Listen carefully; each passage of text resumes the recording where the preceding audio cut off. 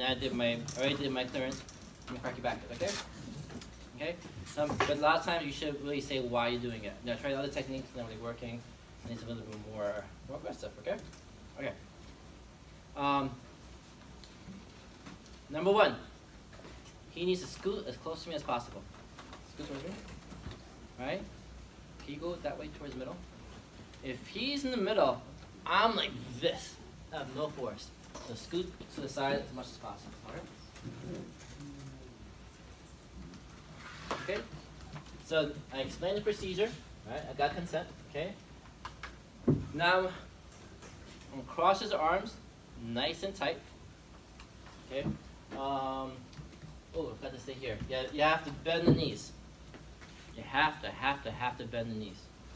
Because if you don't bend the knees, right, you're not tightening up from below.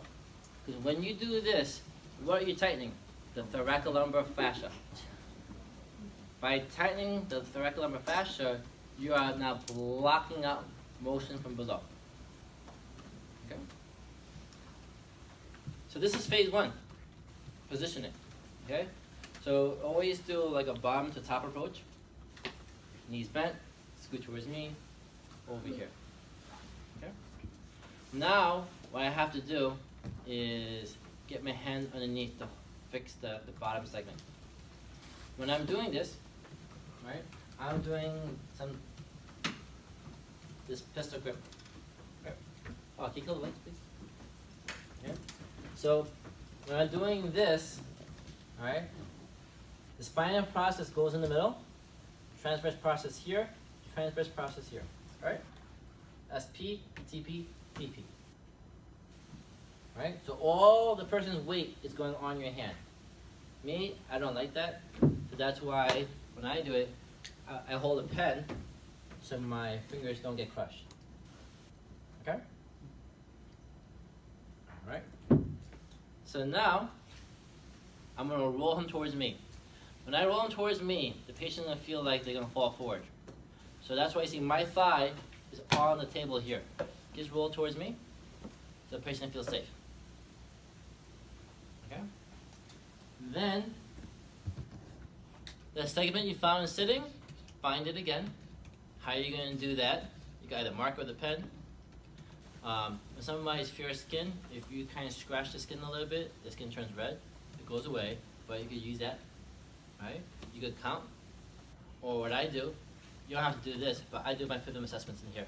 I forget which segment it is.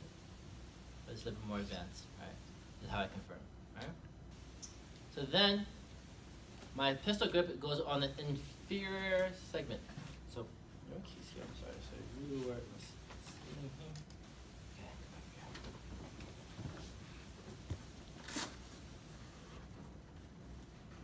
Okay. Inferior segment. Right, and then roll them back. You see what I did there? Alright? Pistol grip. He's sitting up here, and there's no weight on my hand yet. Right? Just made this way a little. So when my hand first gets pressure, I would stop there if I was trying to get more of a flexion type of manipulation. Firm pressure if I'm trying to do an extension. Okay? So then, I'm not going to manipulate. Maybe he's still sensitive to this pressure. So I'm going to do a pre-manipulation hold. You guys learned that in MS1, right? Okay, so pre-manipulation hold is you putting them in a position as if things could go wrong. So the thing that we're trying to avoid is the person going to extension. So I'm going to hold them here, an extension. You okay? You stay for 10 seconds. Okay? And if he's fine, then you could manip.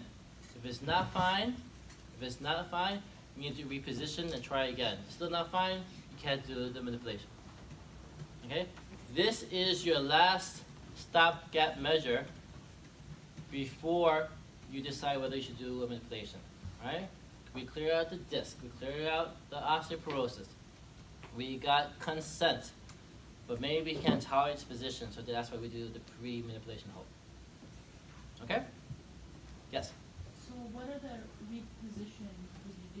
Oh, different good. angles? Yeah, different angles. Good question.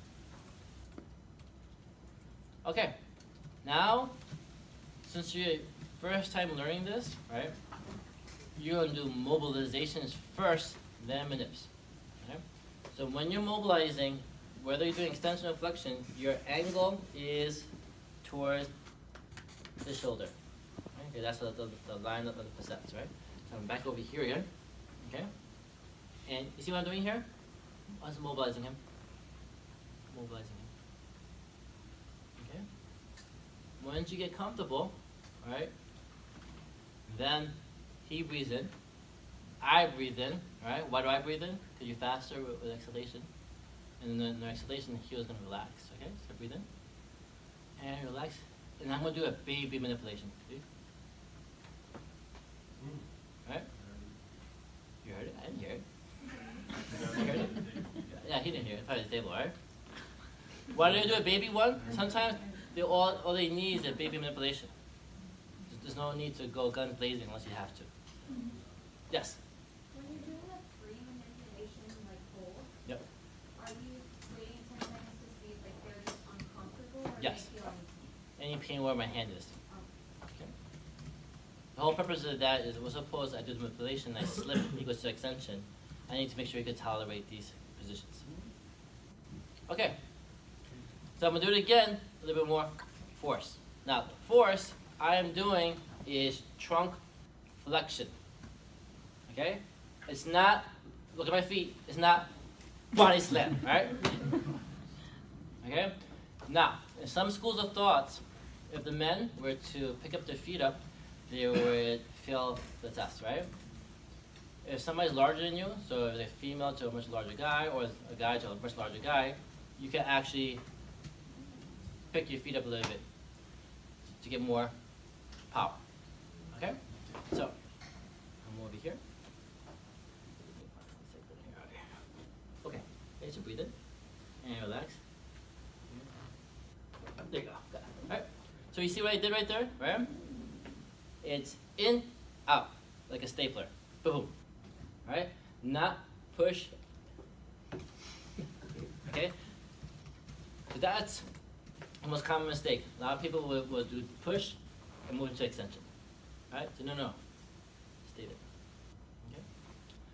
Now, if the patient is really bigger than you, you might not like doing this. So our tolerance, right, is don't cradle his head, right?